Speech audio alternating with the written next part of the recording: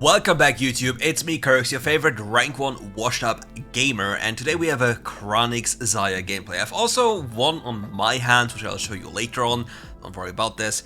And with this, we're going to showcase you the power of Rakan and Zaya, and Kalista does the typical mistake of walking up level 1, which will be immediately punished with instant death. If you're a tiny bit late to lane, just do not walk into the brush against the Rakan and Zaya. Also, one more thing, if you play against the Rakan, do yourself a favor and just play with Hex Flash. Your life is going to be so much better. The same thing also applies for playing against Pyke. Hex Flash makes it so much more difficult for the Rakan to achieve anything during the laning phase, especially later on. You will thank the Lord, you'll thank anyone you can think of to have that Hex Flash. Ooh, we see like a cheeky little kill. Sadly, he tanks a tower for a tiny second and gets shot right into the face. I do not agree with the choice of boots here. I think Gluttonous Greaves are a lot better. You also have an attack speed steroid already on your second ability, and therefore the attack speed boots are not as needed. You'd rather have the raw AD. But yeah, I think it's okay.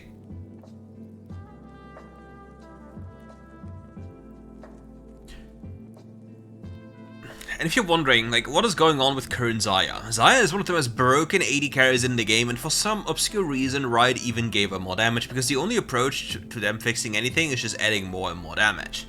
And Zaya right now, if you just walk up and are familiar with the one-shot combo, like for example, you walk up, have your second ability enabled, input one auto tag, instantly cast your first ability, and while it's being cast, instantly cast your third ability, you will instantly root somebody. And if that happens when they face check you, number one, you just one tap them, and number two, if they happen to survive, they're rooted anyway. So you get to run them down. So it's a very, very big thing. Also in the distant past, if you remember, Rakan had like a mega insane interactions with the Zaya. Like his third ability would provide her with a 200% shield. So the Rakan would just go for Rod of Ages and Rabadon's Death Cap and shield Zaya for 60% of her HP on every shield. And he has two of them before it goes on cooldown. So you can imagine how that one went. And nowadays, Zaya is just such a crazy damage champion, because if you take a good look, goodbye. That damage is nuts. Ooh, wait, he actually loses this. He just spent too much time dancing around. That was a little bit too fast here.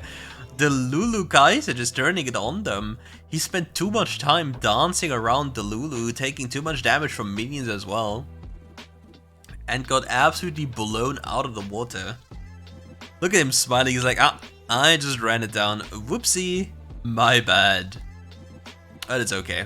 We keep on moving forward. Rakan, also there's one more thing you can do. As a Zaya, you can walk forward and have the Rakan like this hide behind you. And then the Rakan will jump onto you from Fog of War, so the enemy doesn't really know. And then he goes in for you, like if he has ult, for example. Lisa now here, what is Rakan doing? Rakan just griefed it horrendously, and we end up dying because the Rakan just, I guess we will not talk about this, will we? I think it's a very bad idea to talk about this. Oh no, Rakan. What is he doing? It's fine, it's fine. We move on. Oh no. It's fine. The beauty of this is Zaya and Rakan are such potent champions.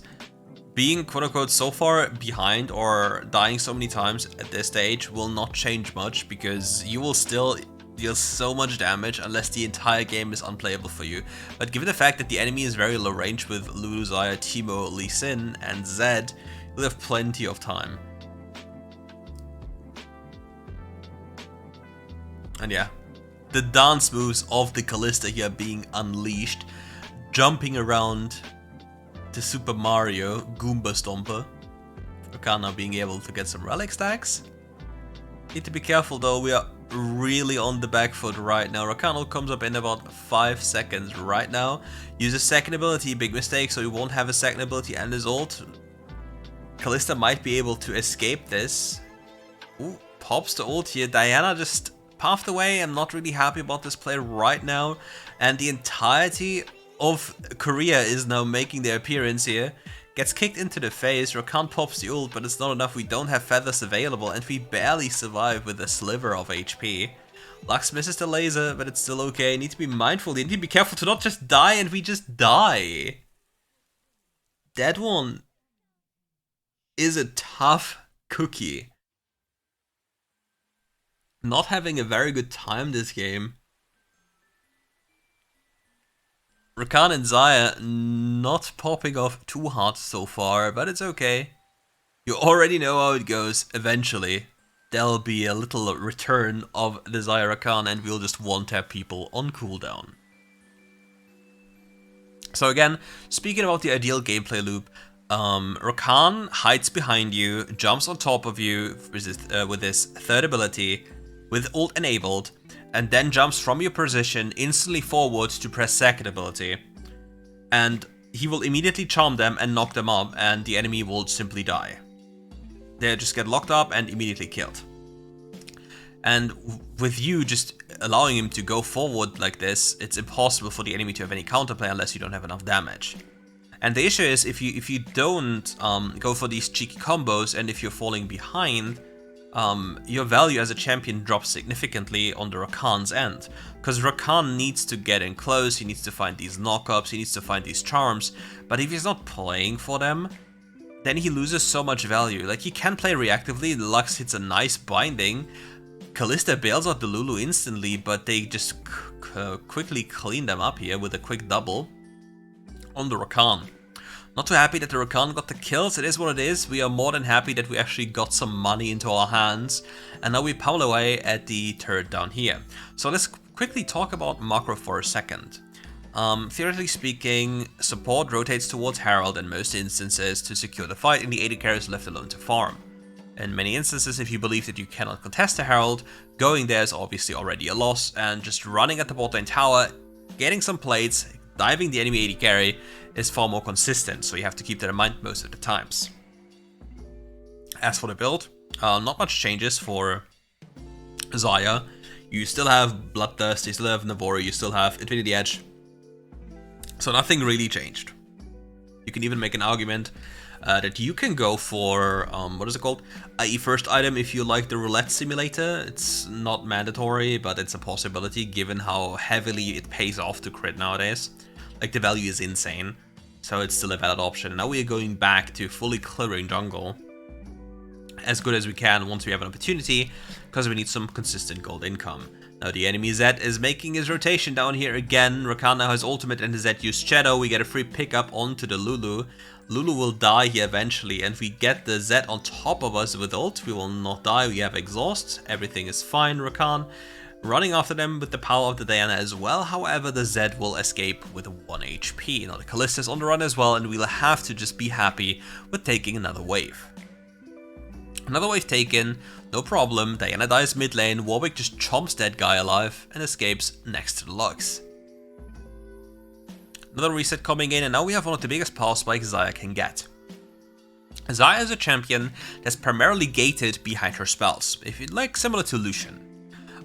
You deal a lot of extra damage thanks to your spells, like your second ability empowers your attack speed, lets your auto attacks deal bonus damage, and you leave behind feathers. Your first ability is a linear skill shot that deals damage and leaves behind feathers. And with your third ability you just pull back these feathers and they are a little burst damage. So you see all these feathers he leaves behind, he'll pull back, and once the enemy is hit by too many, as you see, they just get rooted if it's free, and depending on the game time, you'll actually just get one-tapped. Because Zaya is one of those champions that really does way too much damage. And right now, I really hope we're going to see, it's massive grief to go for Terminus right here. The enemy team doesn't really have any tankiness. You already have, what is it called? You already have attack speed from your second ability and a little bit from Bloodthirster. And on top of this, you need to think about the most damage you can deal, especially thanks to IE, granting you more AD and higher crit modifier. Zed ults on top of us, we press our ultimate to avoid majority of damage, we turn around, some feathers connect, and you see how squishy the enemy team is, and you rather prefer to just crit them. You do not want to be this on-hit champion right now. You can debate later on, like, getting Terminus, Because theoretically speaking, if you have your crit sorted, you will deal the most damage with Terminus, because it adds even more damage. It has higher pen, it has more AD, it has magical damage that's on hit, but it doesn't have crit. So you will be delaying crit, and you're losing AD. And since you're a crit-oriented AD carry, and not on-hit oriented, having an earlier Terminus is not going to do too much for you. In the grand scheme of things, the only downside right now is going to be that he's not going to one-shot. So I think going Terminus here is a massive mistake. Just to give you the rough idea, because his auto attacks would be dealing so much more damage, and if we see a situation in which he actually lacks damage, you will know what's the problem. Rakan going for some plays here, trying to save his teammate up there, I don't really know why, and he'll get instantly rendered by the Kalista. And yeah, as you see, the damage of this champion is insane. He just walked up, bonked that guy into the head, and dealt 50k damage. Lee Sin on the hunt here. Tries to hit the Lux, didn't hit the Lux, will approach from the left side probably again. I would do so. I'm a sick player. I might just be a little bit of a psychopath going there. But it appears like the Lee Sin is not coming. Going around the map, trying to secure the enemy blue buff. Already 2 people back onto the map. They could have denied this blue buff if they really wanted to. But no, Lee Sin has already taken this. Yeah, takes it, gets away. And we have a Zed fighting the tank Rakan. Oh, Zed, what are you doing, little bro? He just lost vision for a second as well. Tough. It's getting real scary for the enemy team. Because think about this as well. Like, the enemy team is itemizing magic resist. And since you invested in Terminus, you also have another layer of magic damage that you don't really want to have over more physical damage if the enemy is itemizing magic damage. But yeah. One pop that little yodel, we all hate Lulu players, and we just run down the Kai'Sa, and we don't crit! Where are the crits? Where is my RNG? 50%? Feels bad, man. Lee Sin now, he also looking. Now we need to be really careful to not walk up. If he dashes towards us, we need to immediately R if he takes this again. Yep, he does it, he will flash. Oh! Failed it. But yeah, every single thing within this play was completely predetermined. So action 1 happens, action 2 needs to be taken. And then you have like a line of things that needs to happen for you to win. And if the enemy knows about this, they can counter this. But if they don't know about this, they'll simply die. So yeah, when these situations happen, you can almost always guarantee what will happen next if the enemy has any idea on what to play and how to play. Other than this, you just run at them and kill them. Because you see, he spaced it, he tried to be patient, waited for the Lee Sin Q to come out, hovered his ultimate, pressed his ultimate, and then tried to flash after him. All pretty normal stuff. Now he finally has his Infinity Edge, and this damage is going to skyrocket quite a bit. 15 more AD, bigger crit modifier, and obviously 75% crit. The downside of this right now is he only has 75% instead of 100%, so this build right now is not in the most consistent way. Or most consistent form, but you see, he still just one-taps people if he gets close. So yeah, it's not making too much of a difference, but I'd rather prefer having a shield bow if the enemy team doesn't have a Serpent's Fang, or anything else that has crit. Goes into the Lulu, pops the ultimate, goes after the Lee Sin, is a little bit too deep. The Zaya can't realistically follow this play. And we have massive side waves that need to be dealt with, like a massive top wave around Nashor. We can maybe force Nashor here if the enemy makes a mistake, which is a very valid option. Very easy to do so with our champions. Need to be mindful though that our Rakan doesn't have ultimate available, which is a massive downside.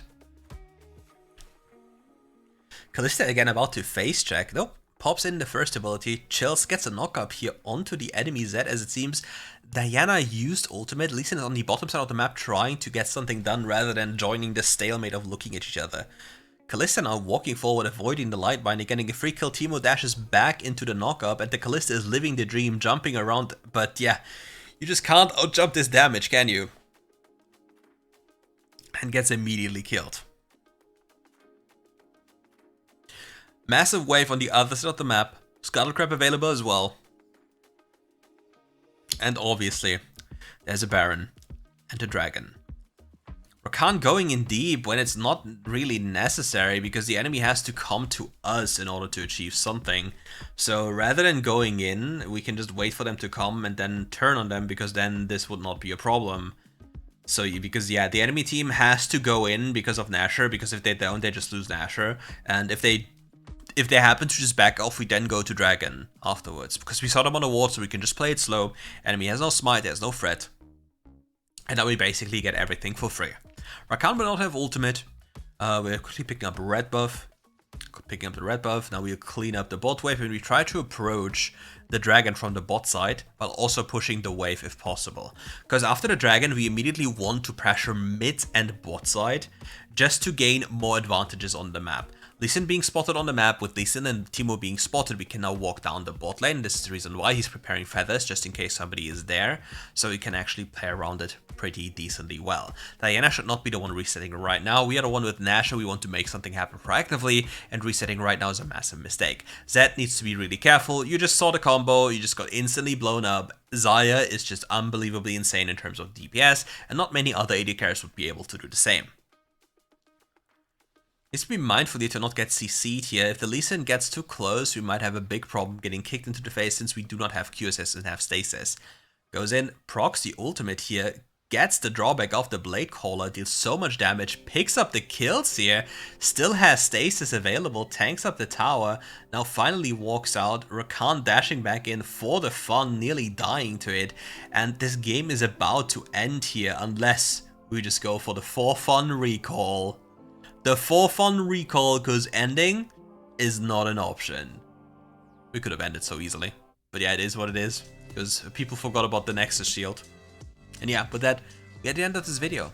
Thank you all for watching. If you enjoyed the video, leave a like, subscribe to the channel, and check out his channel in the description below. And we'll see each other for more RiftGuides content very, very soon. As per usual, thank you all for staying with me. Some more content is coming by the day. And maybe I'll do some more interesting videos, breaking down some items for you, talking about more in the near future. But anyways, enjoy your day, and enjoy some WildRift as good as you can. Just don't take it too serious.